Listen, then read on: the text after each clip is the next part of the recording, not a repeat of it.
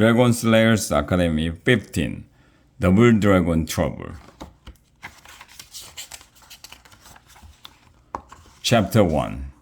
Wiglaf raced up the east tower stairs of Dragon Slayers Academy. He zoomed down the hallway. He was giving up his lunch hour to go to reporters' round table. He did not want to be late. Wiglaf reached the Sir classroom. He slowed down as he entered, trying to catch his breath. Sir was stretched out with his armored feet up on his desk. Muffled snoring sounds came from behind his visor. Wiglaf tiptoed past Sir and slipped into a seat beside Angus. "You're late, Wiglaf," said Erica. She stood in front of Sir desk, holding a quill and a clipboard. "Sorry," said Wiglaf. "Tripod kept us late in scrubbing class." "All right, reporters," said Erica, who has story ideas for the DSA News. "I want to write a story about my hometown toenail," said Toblad. "This is a school paper, Toblad," said Erica. "We do school stories. Other ideas?" Gwen raised her hand. "I want to write the get-to-know-me piece on me," she said. "I could tell DSA News readers how it feels to be a very rich, very talented, and very fashionable princess." "Fine," said Erica, "but keep it to 100 words." "So few?" cried Gwen. "But Erica cut her off. "More ideas?" Janice raised her hand. "How about the Alchemy Convention?" Erica tapped her quill thoughtfully on her cheek. "Go on," she said. "What's your angle?" "How Mordred rented out our school for the convention," said Janice. "And how none of the alchemists made any gold." "Only a huge mess," muttered Angus. "That is why scrubbing class got out late," added Wiglaf. "We were scraping ashes off everything matter in the whole castle." "It's your story, Janice," said Erica. Now Wiglaf spoke up. "I want to write about the animals at DSA," he said, "and how we can take better care of them." "You mean a story on your pig?" asked Erica. "More about the animals no one thinks of," said Wiglaf. "There are a great many rats and spiders at DSA, and—" "Boring," cried Erica. "I want real news, no rats and spiders."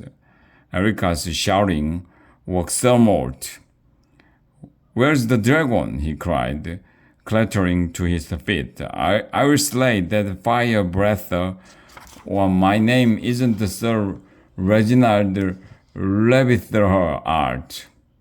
"You must be dreaming, sir," said Erica. "Your name isn't Sir Reginald Rabbithart."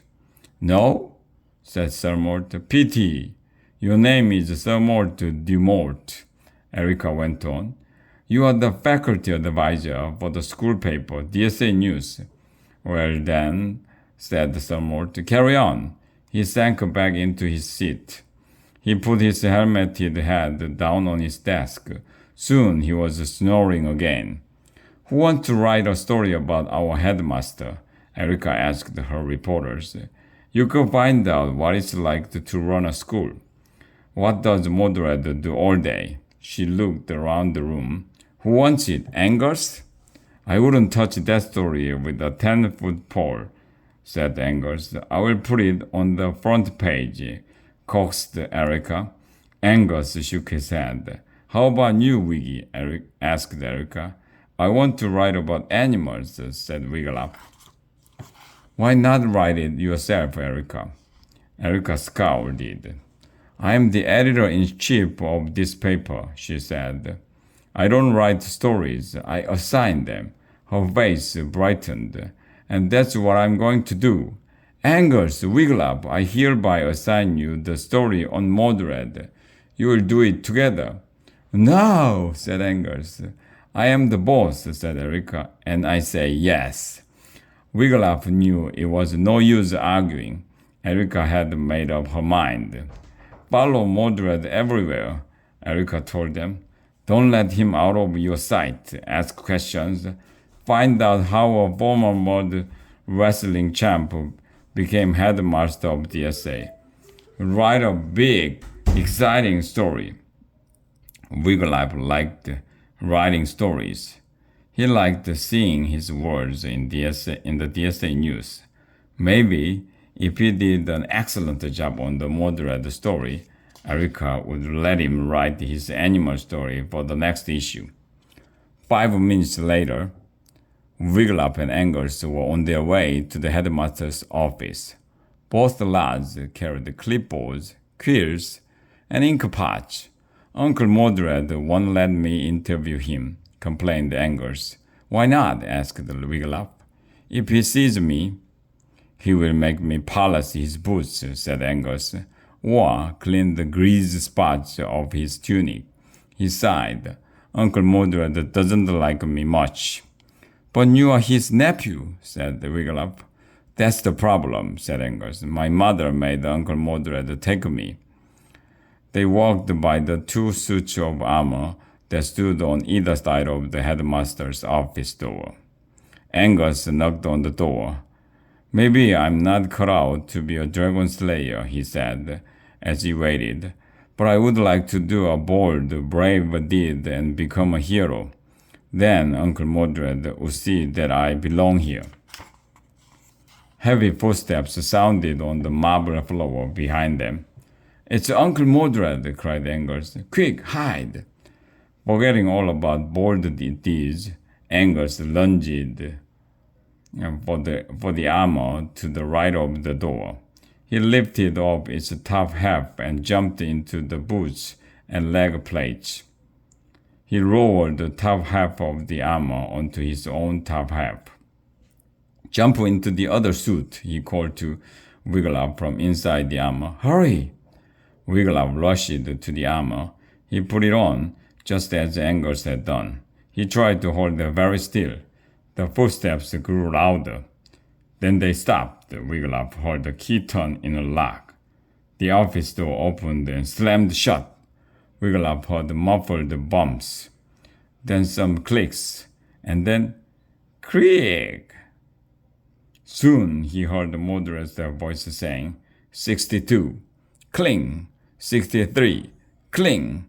Wiglaf bet he knew what those sounds meant. Mordred had opened his safe. Now he was counting his gold. 64, Mordred said. Cling. 65, clink. How could he write a big, exciting story about Mordred counting his gold? Boring. An animal story would be much more thrilling. Quick footsteps sounded from the entryway. Someone was running. Wiglaf heard shouting. He knew their voice. It was Mordred's scout, Yorig. Yorig wore different disguises for different scouting jobs. Wiglaf picked out from the armor. Today, Yorig wore a brown furry suit with a fluffy tail. Was he supposed to be a squatter or a strange sort of bear? My lord, cried Yorig. My lord. He banged on Mordred's door. Hold your horses, man, cried Mordred from inside the office. Wiglaf heard the coins clinking.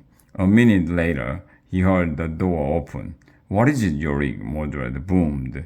This has your name on it, my lord, said Lord Yorig. I found it on the drawbridge, weighted down by a rock. Wiglaf heard the parchment rustling, then silence. Blazing Kincan's breeches, shouted Mordred. There's been a kidnapping. Wiglaf pressed his ear to the armor, hoping to hear more. Oh no, Yorig, cried Mordred. A ransom note from kidnappers. They want me to cough up my very own gold. Then he bursted into tears.